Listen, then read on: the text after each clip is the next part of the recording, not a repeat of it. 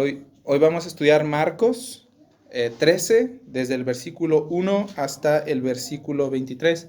Es un texto bastante largo, pero es un texto muy necesario para todos nosotros. En este texto nosotros vamos a hablar acerca de las señales del fin. El Señor Jesús está en lo último de su ministerio terrenal y ha terminado su tiempo de enseñanza en el templo y ahora enseña a sus discípulos algo que es sumamente importante. Esta que nosotros estamos leyendo desde el versículo 1 hasta el 23, en el capítulo 13 de Marcos, es la respuesta más larga del Señor Jesús a una pregunta. Así que, siendo el tema tan importante, el Señor desea que sus discípulos comprendan bien y tengan instrucciones precisas acerca de lo que va a venir en el futuro. ¿Estamos bien? ¿Dónde estamos ahora? ¿De dónde sale esta discusión que acabamos de leer hace un ratito? Bueno, alrededor de Jesús en esta última semana de su ministerio hay un clima de expectación. Muchas personas ven a Jesús de una manera en la que ellos han depositado muchas de sus expectativas en él. Desde que Juan el Bautista anunció la llegada del Mesías, ellos estaban queriendo verlo. Llega Jesús, se presenta como el Mesías con señales únicas y después personas empiezan a percibirlo como el Mesías, a medio creer que él era el Mesías. Los judíos esperaban que el Mesías llegara para esas épocas más o menos. El Mesías establecería su reino por completo inmediatamente. Eso es algo que ellos pensaban, que los iban a liberar del imperio romano y que por fin el Mesías iba a establecer su reino en plenitud. Pero, pues, todavía no pasa nada, ¿no? Entonces ellos están esperando. De hecho, Lucas 19:11 también nos deja saber que es una de las expectativas de los discípulos. Ellos esperaban que el Señor Jesús estableciera su reino ya. Por otro lado, aunque está este clima de expectación sobre la llegada del Mesías y su establecimiento de su reino, hay una condición espiritual en Israel a la que el Señor Jesús le ha prestado mucha atención. Aunque él fue enviado a las ovejas perdidas de Israel, como dice su palabra, él fue rechazado por su gente, especialmente por los líderes religiosos. Los reprendió duramente por su hipocresía. Ordenó a la gente que se guardase de sus líderes religiosos y que sí escuchara su enseñanza, pero que no hiciera como ellos hacen. Y dejó claro lo que pensaba de sus prácticas en la época, cuando sacó a todos los mercaderes y a los vendedores de animales del templo y les dijo que habían hecho de la casa de su padre, que debía de ser una casa de oración, una cueva de ladrones. La condición espiritual de Israel estuvo muy bien representada por el Señor Jesús cuando les enseñó a una higuera que tenía muchas hojas y ningún fruto. Ellos se veían maravillosos, espléndidos en su religión, pero no había justicia, ni fe, ni misericordia, ni nada de lo que Dios de verdad buscaba en su pueblo. Ahora, de esta expectativa que hay en los discípulos por el establecimiento del reino mesiánico, es donde yo creo que sale esta discusión. Mira lo que dice el versículo 1. Dice, saliendo Jesús del templo, le dijo uno de sus discípulos, Maestro, mira qué piedras y qué edificios. Empezamos por ahí. El templo era un edificio muy bonito. Herodes el Grande, no Herodes Antipas, el que mató a Juan el Bautista, ese es otro Herodes. Herodes el Grande, el papá de ese Herodes, lo construyó con piedras blancas. Era un edificio así muy grandote, con unas piedras muy, muy grandes. Y el diseño del templo estaba muy bonito. Ustedes pueden buscarlo en internet. Pero había algo muy interesante. En la pared oriental del templo, en esa pared había una capa de oro.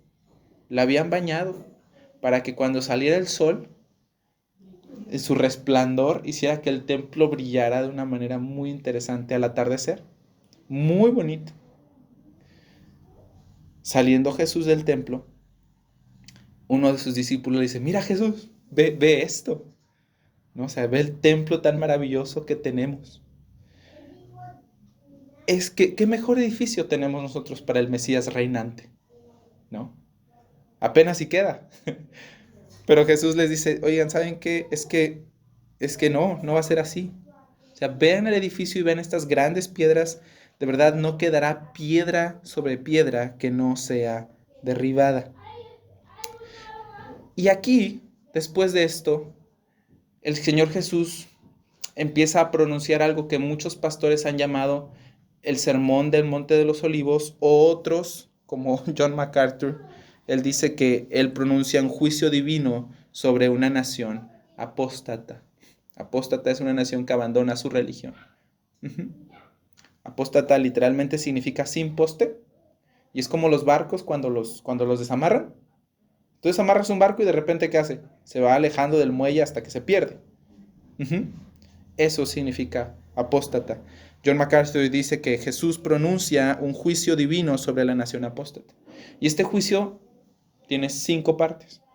¿Ok? La primera parte está en el versículo 2, que es la destrucción del templo. Dice Jesús, ¿ves estos grandes edificios? No quedará piedra sobre piedra que no sea derribada. Contrario al elogio que tenían los discípulos sobre el templo, el Señor Jesús dice, esto lo van a destruir.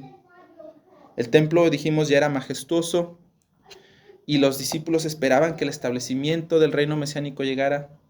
Lo que Jesús está diciendo con van a destruir el templo, es lo siguiente. Yo haría la paráfrasis así. Todavía no. Todavía no hay establecimiento del reino. Por ahora, no. Falta más tiempo. Para los discípulos, las palabras de Jesús tal vez fueron un poquito escandalosas. ¿Cómo que se van a destruir el templo? O sea, ve el edificio, está grandísimo, ve las piedras, o sea, es muy difícil de romper esto. Aparte, el templo simbolizaba la presencia de Dios en medio de su gente. Entonces, para ellos fue muy difícil de escuchar el saber que el templo iba a ser destruido. Las palabras de Jesús sin duda fueron escandalosas y desconcertantes para los discípulos, y por eso el grupo íntimo de discípulos del Señor Jesús se acerca para indagar. ¿Se acuerdan que en algunas situaciones interesantes como la transfiguración, Jacobo, Andrés, Pedro, Juan van con el Señor Jesús y lo ven? Cuando resucita la hija de Jairo, nada más un grupito de sus discípulos van. Aquí también, fíjense, dice, y se sentó en el monte de los olivos. Ahora Jesús ya no está en el templo. Jesús ya no vuelve a entrar al templo después de este día. No lo hace. No más para enseñar. Esta fue la última enseñanza del Señor Jesús acerca de su divinidad en el templo, la que vimos hace algunas semanas.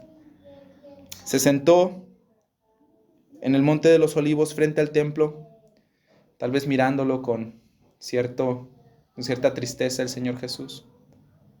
Una vez él estaba en Jerusalén y se lamentó y dijo, Jerusalén, ¿cuántas veces no quise juntarte como la gallina junta sus pollitos debajo de sus alas?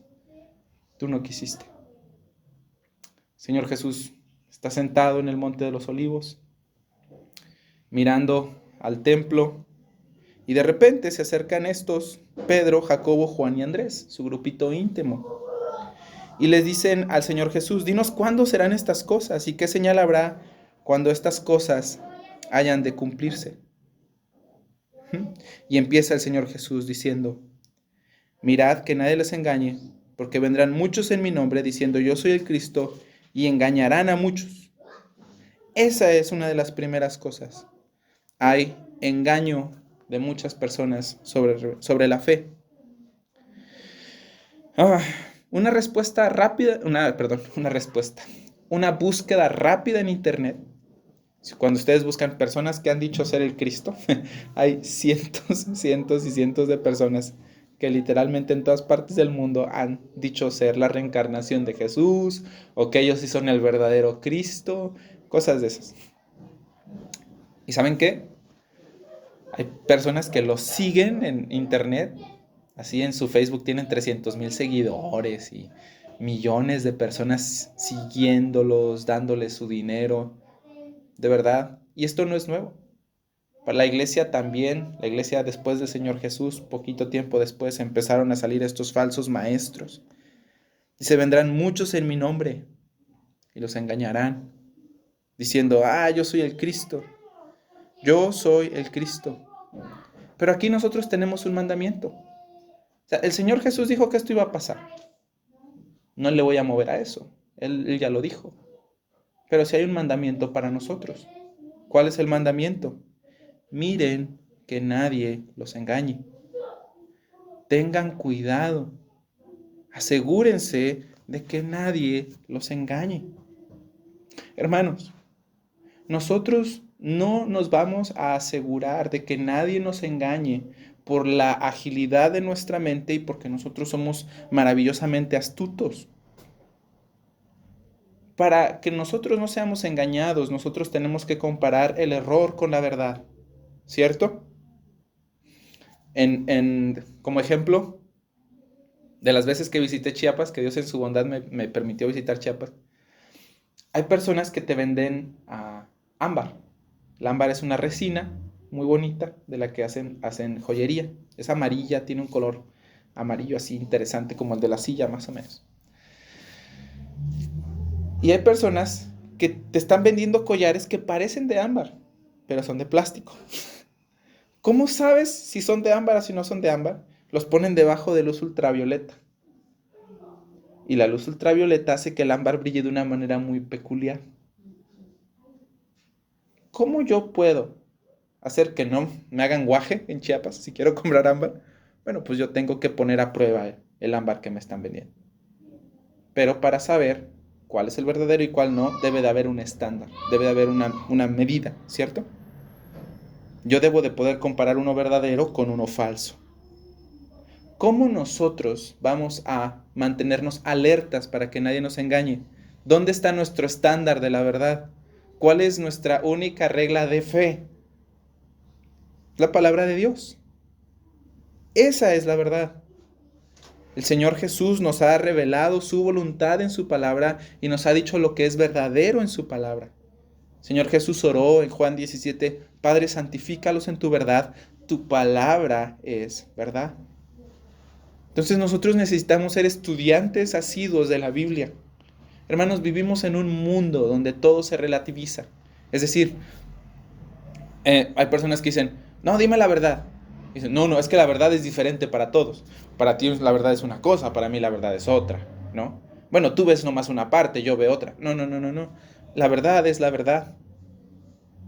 Y en un mundo que relativiza todo, y en un mundo donde hay tantas mentiras, y donde nuestra cultura y el mundo a nuestro alrededor y el sistema de este mundo se esfuerza tanto por adoctrinarnos de cierta manera, nosotros debemos de poder distinguir cuál es la verdad del error. Especialmente respecto a los maestros de la Biblia y respecto a estas personas que iban a decir, miren, yo soy Jesús. Sabemos que Jesús va a volver un día, ¿cierto? ¿Cómo vamos a distinguir al verdadero del falso? Hermanos, necesitamos ser estudiantes asiduos de la Biblia y necesitamos ser vigilantes. Mira lo que está diciendo el Señor Jesús, mira su mandamiento, mira que nadie te engañe.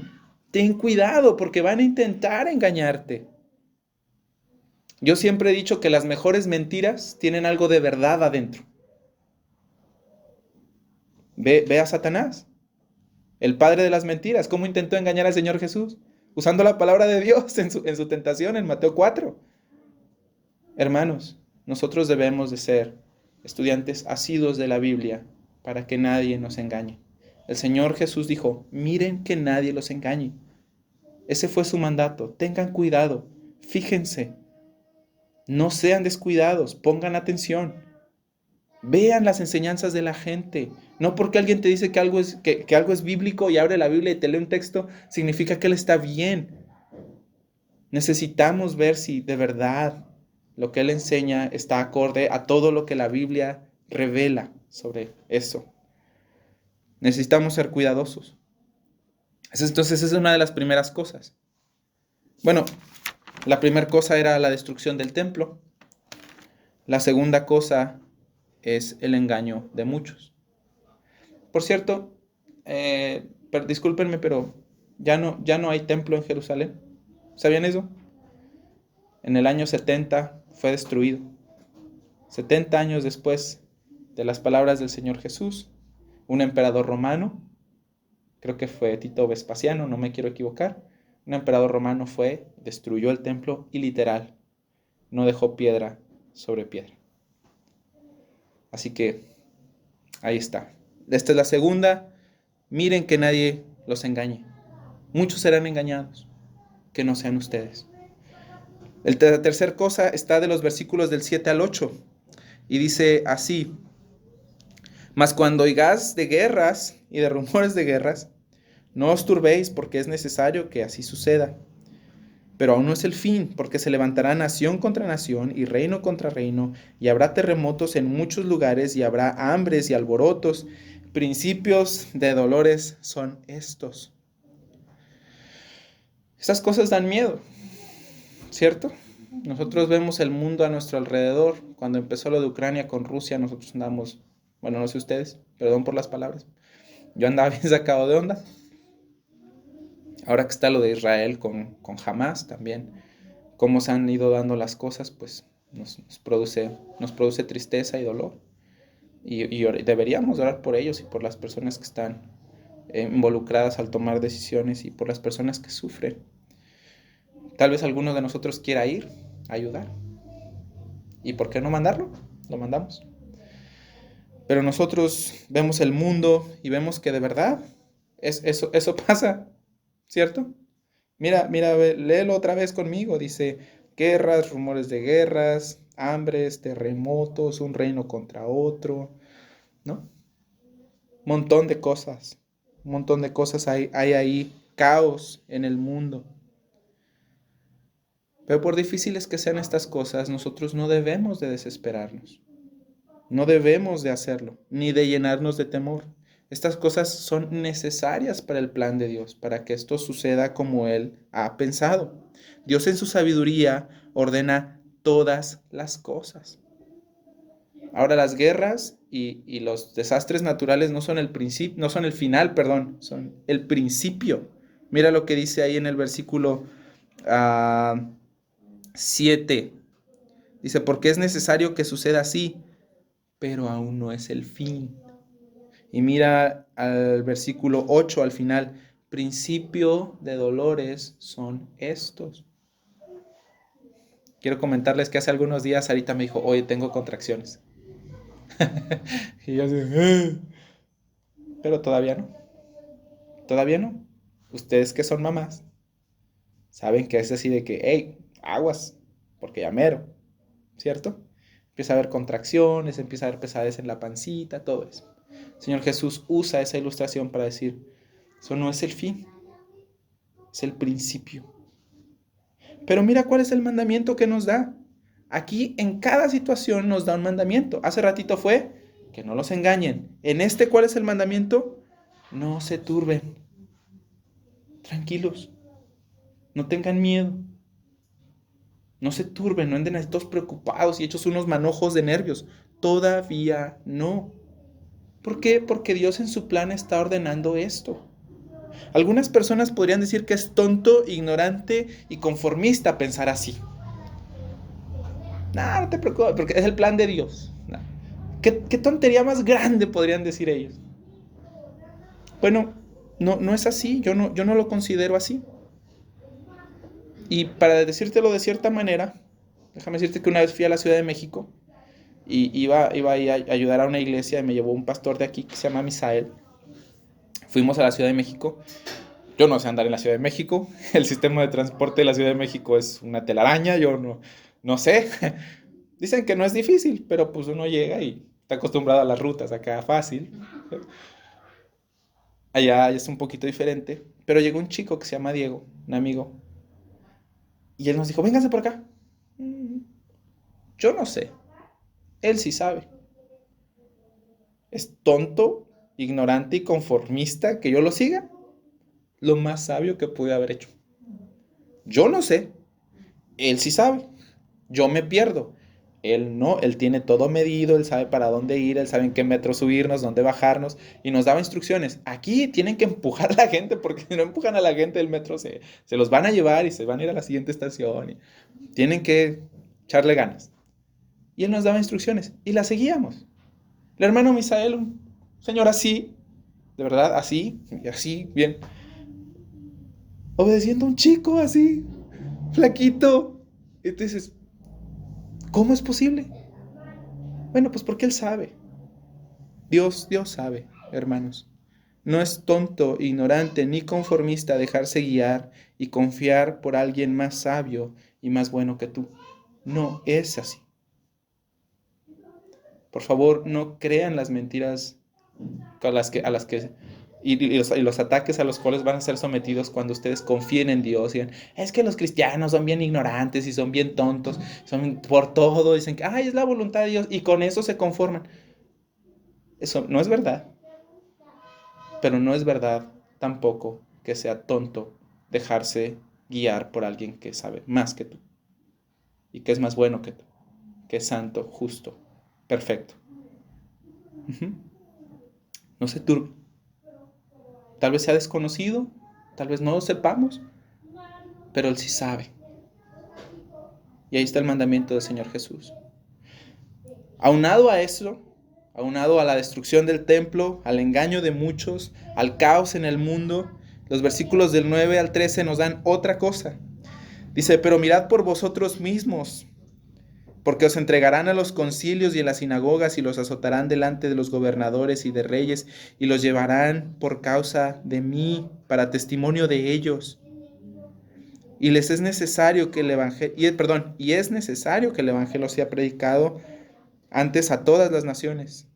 Pero cuando os trajeren para entregaros, no os preocupéis por lo que habéis de decir, ni lo penséis,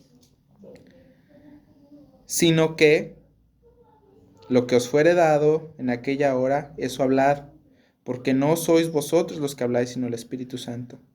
Y el hermano entregará a la muerte a su hermano y el padre al hijo, y se levantarán hijos contra padres y los matarán, y serán aborrecidos de todos por causa de mi nombre.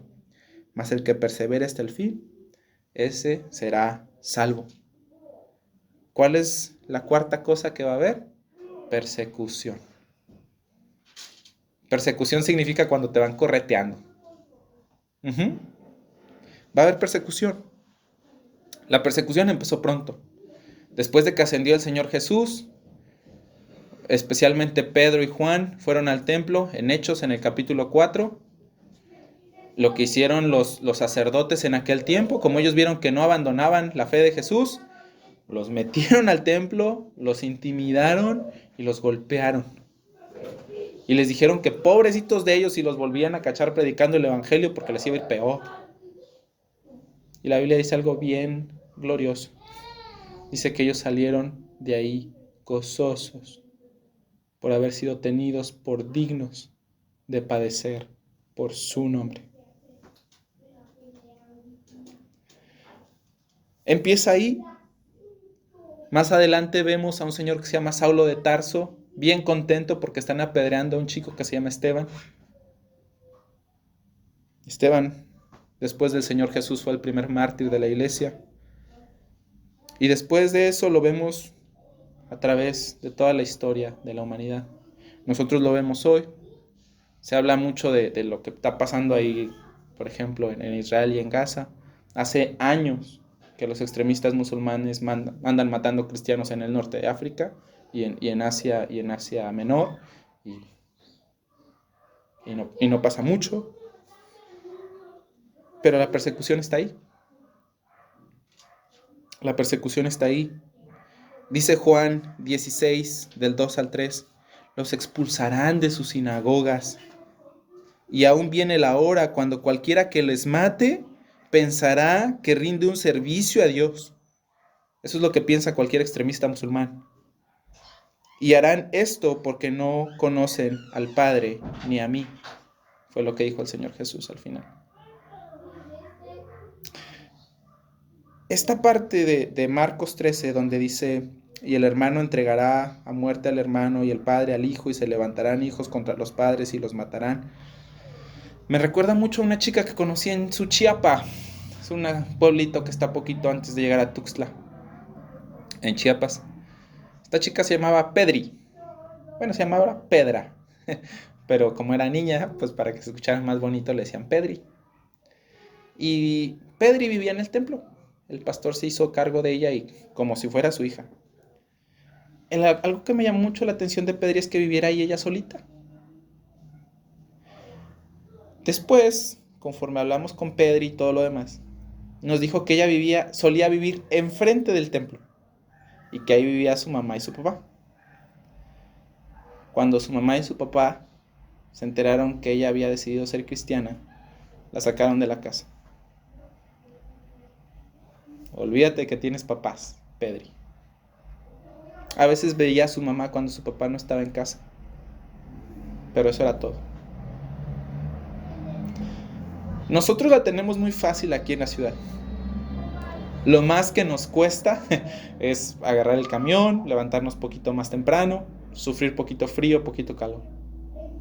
Nosotros la tenemos bastante fácil. Pero hermanos, déjenme decirles algo. Todo aquel que quiera vivir piadosamente sufrirá persecución. Y no lo digo yo, lo dice 2 Timoteo 3:12. Todo el que quiera vivir piadosamente sufrirá persecución. En nuestro país sufrimos persecución religiosa.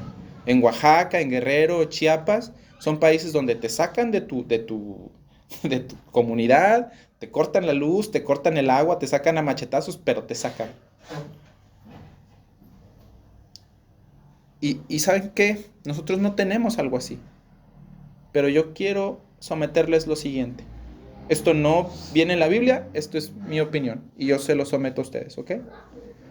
Hermanos, nosotros vivimos en un país y en una cultura muy interesante, donde se priorizan muchas ideas en nuestra cultura y donde se les apoya con mucho dinero. ¿Saben qué?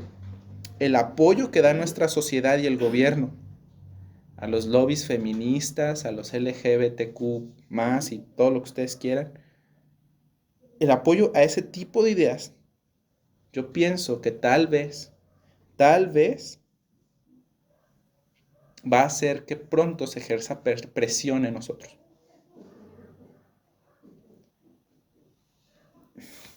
No como que nos anden sacando de las iglesias, pero sí de forma indirecta. Entonces, ¿cómo es eso? Déjame darte el ejemplo de Jack Phillips. En Colorado, en el 2012, este señor Jack Phillips, que tiene una pastelería, es cristiano, se acercó una pareja de homosexuales con él a pedirle un pastel y dijo, lo siento muchachos, yo no creo en eso, yo no voy a hacer su pastel.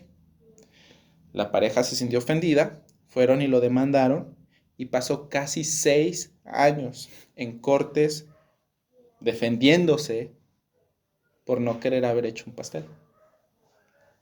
Su juicio terminó el 4 de junio del 2018 y gracias a Dios la Suprema Corte de Justicia de Estados Unidos le permitió a Jack Phillips vivir en paz.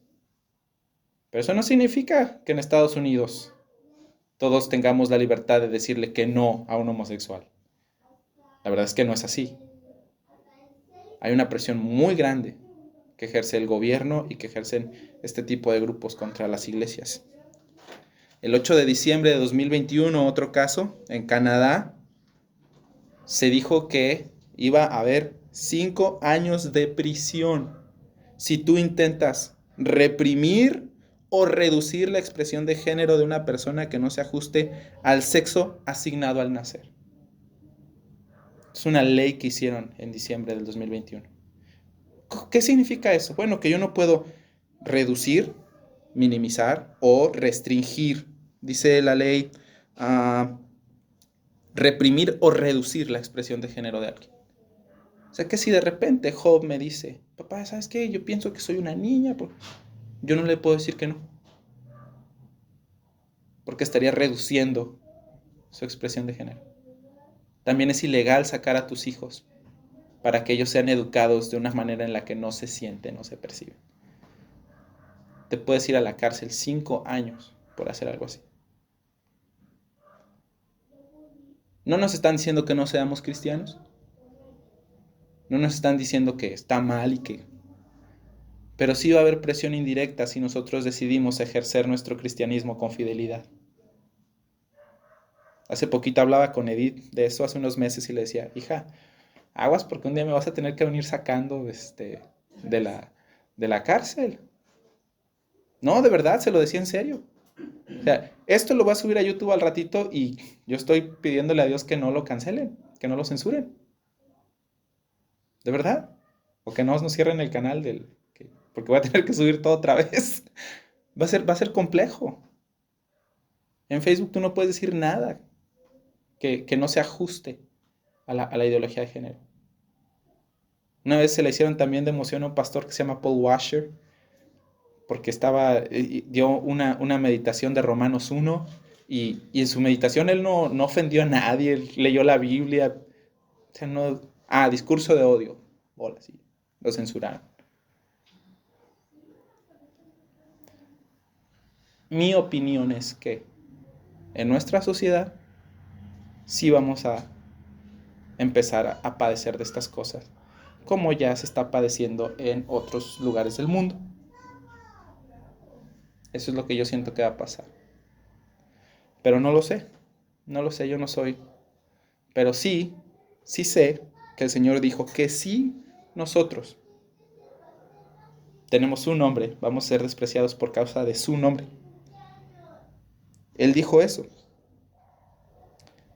Dijo que incluso personas religiosas nos llevarán a sus sinagogas y los azotarán. Eso le pasó a los primeros discípulos. Y los reyes los llevarán por causa de mí. Pero mira, aquí hay misericordia de Dios también. Los reyes, los gobernantes se los van a llevar, dice, para testimonio a ellos. Tal vez tú no vas a tener chance de ver al señor Cruz Pérez Cuellar alguna vez, pero tal vez Dios en su bondad te permita dar testimonio delante de personas muy importantes. Es necesario que el Evangelio sea predicado antes a todas las naciones. Y aquí está el mandamiento. Dice, y cuando los trajeren para entregarlos, no se preocupen por lo que van a decir, ni lo piensen. Sean dóciles a la voz del Espíritu Santo, es lo que nos pide el Señor Jesús, si lo pudiera decir de algún modo. Sino lo que les fuere dado en aquella hora, eso hablen. Porque no hablarán ustedes, sino el Espíritu Santo. Sé dócil a la voz del Espíritu Santo. La persecución va a ser intensa, al grado de que suceda algo como lo que sucedió con Pedro. Y el hermano entregará la muerte a su hermano, y el padre al hijo, y así.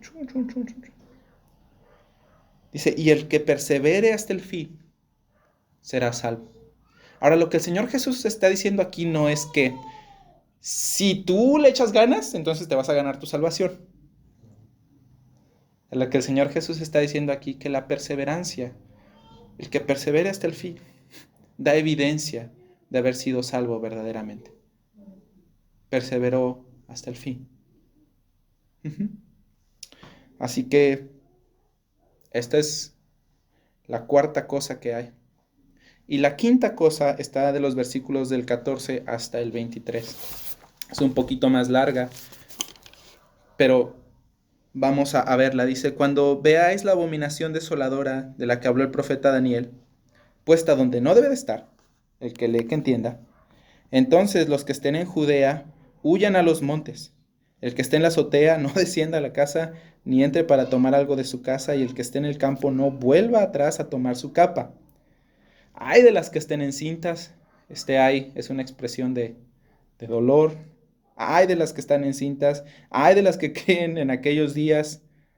Oren porque su huida no sea en invierno. Porque en aquellos días, escucha esto, serán de tribulación, cual nunca ha habido desde el principio de la creación de Dios hasta este tiempo, ni la habrá. Y si el Señor no hubiese acortado aquellos días, nadie sería salvo, mas por causa de los escogidos que él escogió, se acortó o acortó aquellos días. Entonces, si algunos dijeren, mira, aquí está el Cristo, o mira, está allá, no le creáis, porque se levantarán falsos cristos y falsos profetas, y harán señales y prodigios para engañar, si fuese posible, aún a los escogidos. Mas vosotros, mirad, os lo he dicho todo antes. Y aquí está el asunto. Aquí hay algo que a mí me causó un poquito caray, ¿y eso qué es? Cuando dice, cuando veáis la abominación desoladora. Yo dije, bueno, ¿y eso qué es? Bueno, vamos a buscarlo. Dice el Señor Jesús que está ahí en el profeta Daniel, ¿cierto? Entonces nos fuimos al libro de Daniel y en Daniel 9:27, en el capítulo 11:31 y en el 12:11, se nos habla de uno que se iba a entender muy bien con los que abandonan el pacto de Dios. De hecho, se iba a enojar mucho contra los que sí guardarán el pacto. Haría cesar las ofrendas y los sacrificios y profanaría el templo poniendo una abominación desoladora. Eso es lo que dice Daniel. Ahora, déjame contarte una historia. En el año 175 al 165, reinó en el imperio sirio un señor que se llamaba Antíoco Epífanes. Este señor Antíoco Epífanes era, como les dije, el rey Seleucida, el rey del imperio sirio, y él quería controlar todo su reinado de cierta manera. Él quería que todos adoptaran la cultura y la religión griega. Entonces, donde iba, les decía, no. A ver, ¿ustedes a quiénes adoran? ¿A Tlaloc? No. Ustedes van a adorar a Zeus ahora, y van a adorar a Artemisa, Atena y todos esos. Se topó mucho con pared cuando llegó a Israel. Porque los israelitas en el Shema decían, oye Jehová tu Dios Israel, oye Jehová tu Dios uno es, y amarás al Señor. Ellos tienen muy claro eso. Entonces, este señor Antíoco Epífanes se sigue intentándolo. ¿Y saben qué hizo? Se entendió muy bien con los judíos que sí querían el helenismo, que sí querían adaptarse a la cultura griega. Justo como dijo Daniel, que se entendería muy bien con los que abandonan el pacto.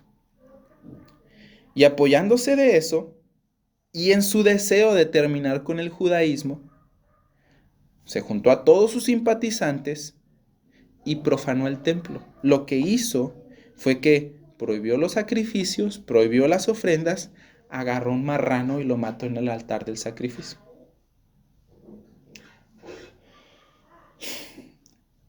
En el Levítico hay animales puros y animales impuros.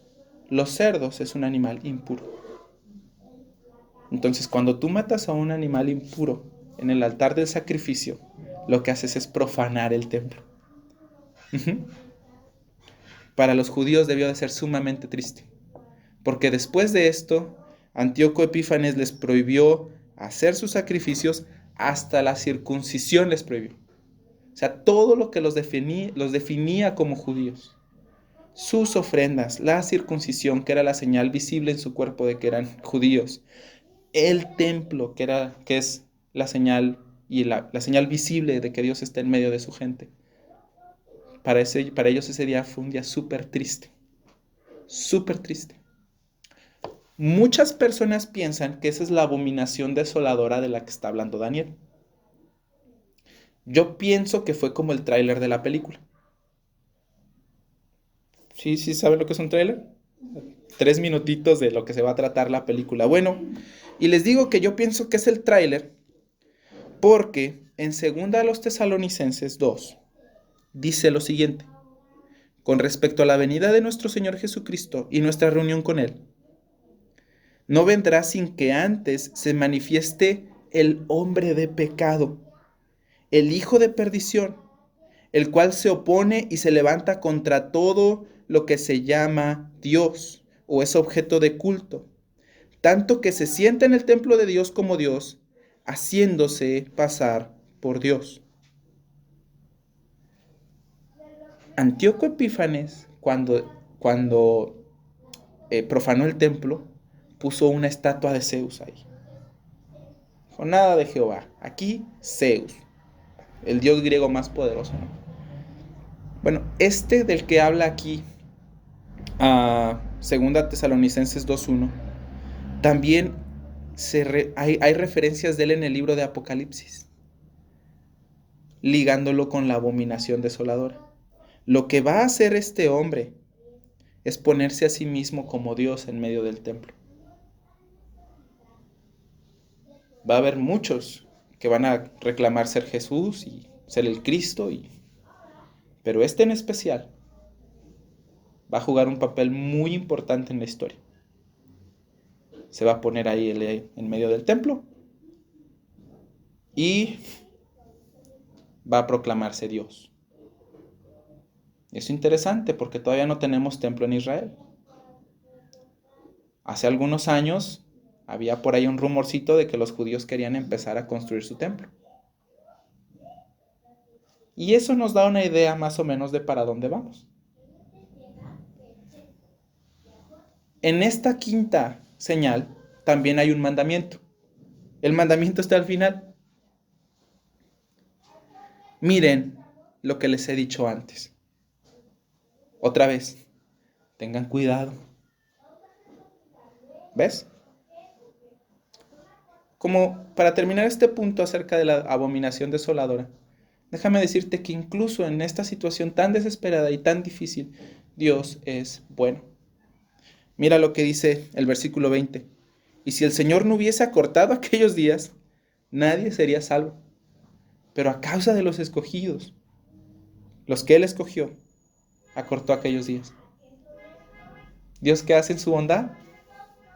Reduce este tiempo por bien de su propia gente.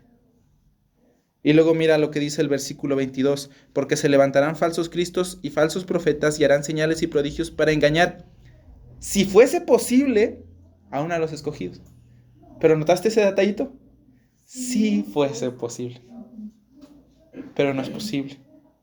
El Señor Jesús dijo en Juan 10, mis ovejas oyen mi voz y me siguen, y nadie las arrebatará de mi mano.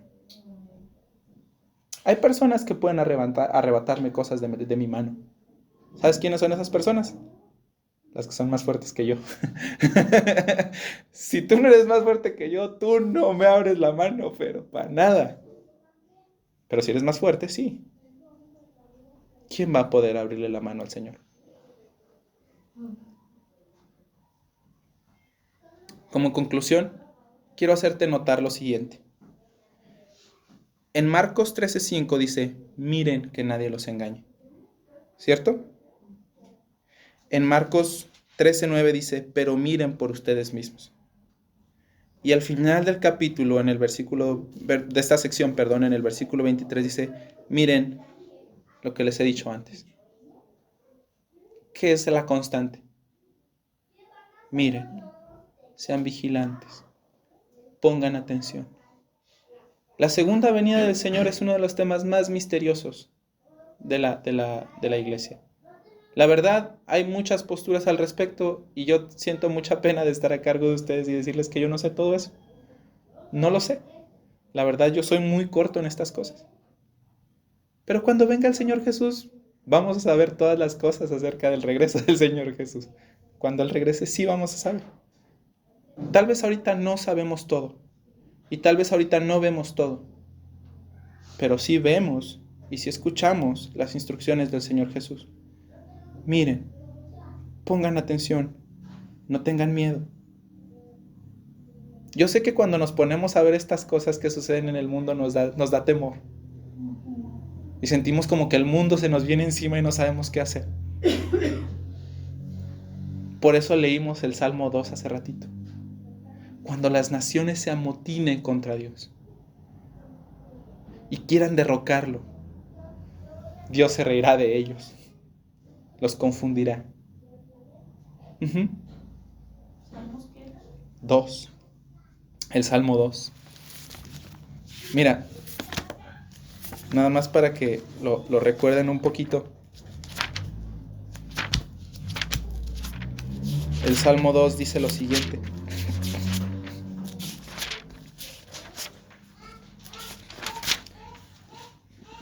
¿Por qué se amotinan las gentes y los pueblos piensan cosas vanas?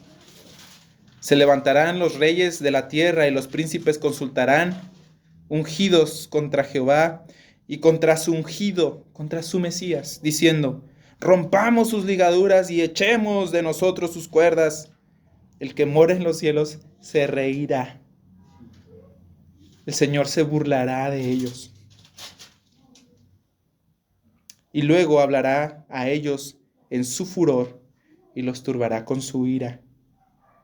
Pero yo he puesto mi rey sobre Sión, mi santo monte. Yo publicaré el decreto. Jehová me ha dicho, aquí está hablando el Mesías: mi hijo eres tú, yo te he engendrado hoy. Pídeme y te daré por herencia a las naciones y como posesión tuya los confines de la tierra. Y luego mira lo que dice el versículo 10. Ahora, oh reyes, sean prudentes. Admitan la amonestación, jueces de la tierra. Sirvan a Jehová con temor y alégrense con temblor. Honren al Hijo para que no se enoje y perezcan en el camino, pues inflama de pronto su ira. Bienaventurados, bendecidos, dichosos, muy felices todos aquellos que en Él confían. En medio de todo este caos que tenemos en el mundo, nosotros podemos tener paz. Para nosotros, los que somos cristianos, el regreso del Señor es una bendición. Estaremos para siempre con Él. Para aquellos que han sido falsos en su cristianismo y para aquellos que han resistido al Señor Jesús, va a ser un día de confusión, dolor, tristeza y llanto. En el Salmo 2, Dios todavía extiende su misericordia y llama a los reyes de la tierra a arrepentirse. Hermanos, nosotros, viendo cómo está el mundo, sigamos el ejemplo de nuestro Señor también y hablemos a las personas acerca de Jesús. Animémosle, llamémosle a arrepentirse, porque un día serán juzgados. Cuando el Señor regrese, vamos a estar solos delante de Él para dar cuenta por nuestros pecados. Y aquellos que hemos sido salvos por su gracia, y solo por la fe, y solo por medio de Cristo, y solo para la gloria de Cristo, nosotros podemos ver al Señor con alegría. Para los demás será llanto y crujir de dientes. Desesperación inmensa, eterna. Seamos entonces luz para nuestra comunidad y llamémosles del mismo modo que el Señor lo ha hecho. Mientras lo esperamos, miremos, pongamos atención, no nos turbemos y guardemos sus mandamientos.